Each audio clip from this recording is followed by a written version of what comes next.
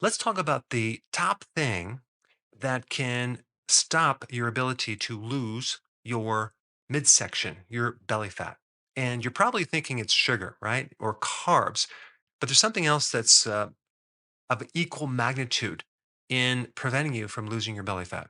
So let's say, for example, you're at the gym, you're doing exercise, you're doing sit ups, and this midsection just does not come off no matter what. And when I go to the gym, I do see a lot of people exercising for months without much loss. And there's also people on keto and people doing intermittent fasting that still just cannot lose that belly. So today we're going to talk about this really important barrier in getting your stomach flat.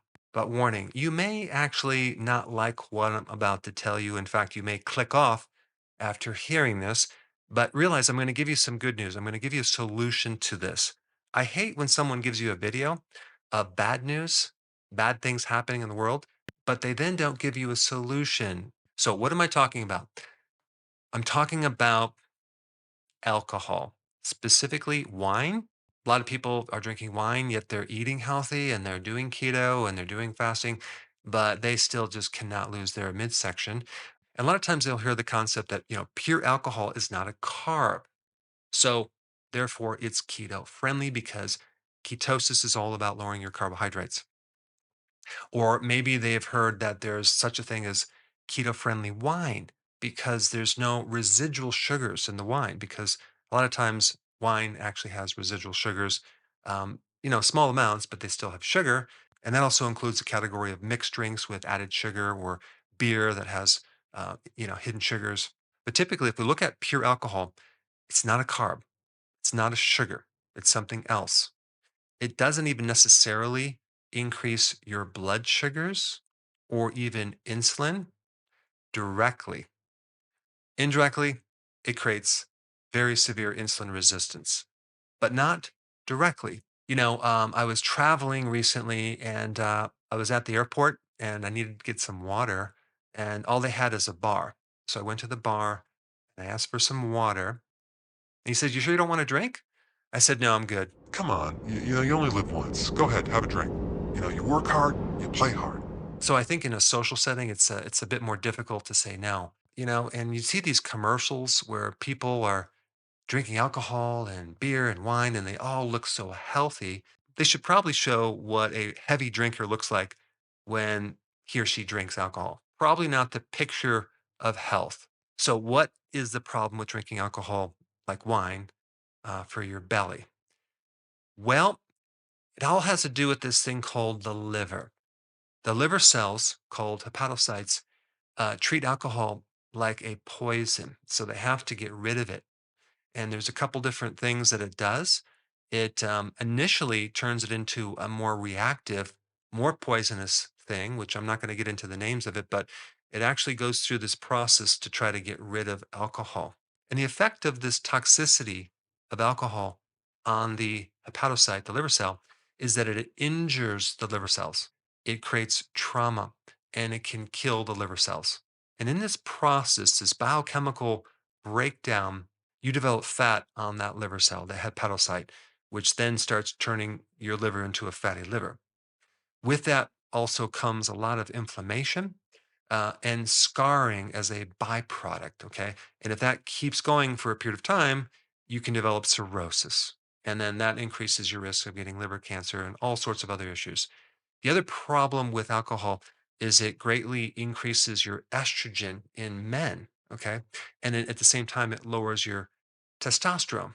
And you probably have heard of the benefits of drinking alcohol just in moderation.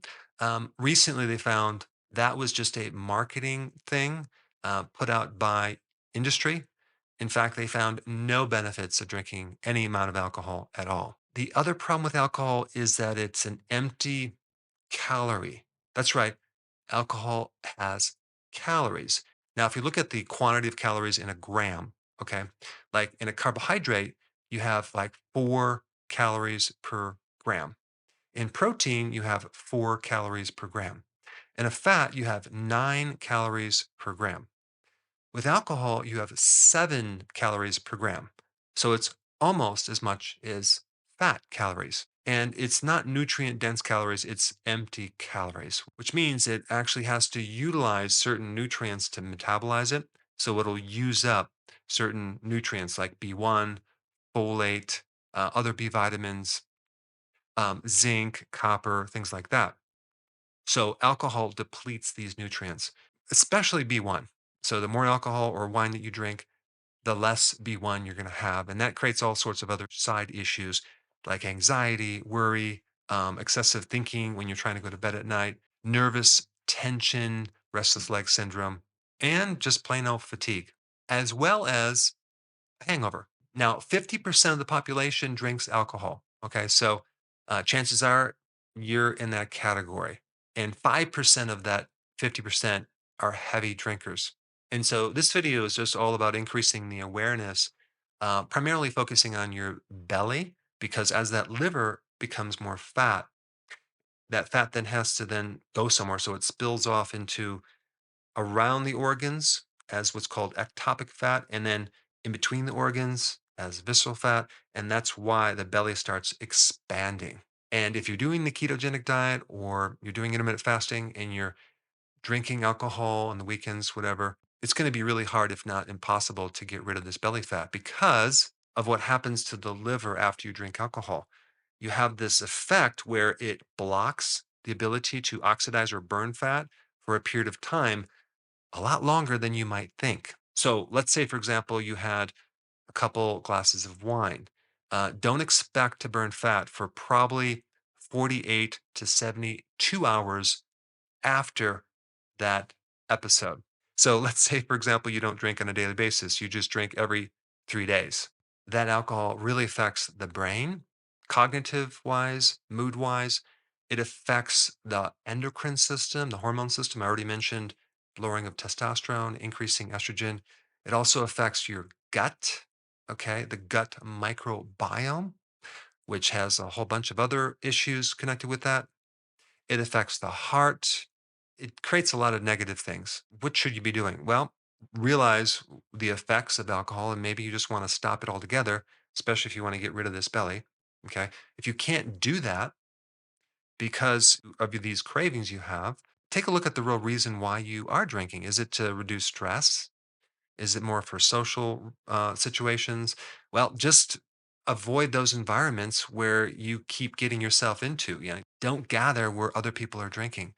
Find some friends that are non-drinkers. Don't keep alcohol in the house. Find some other ways to reduce stress. There's a lot of things like certain herbs and like lemon balm tea is a good one. Ashwagandha herb is another good one. B1 is one of the best things for stress reduction.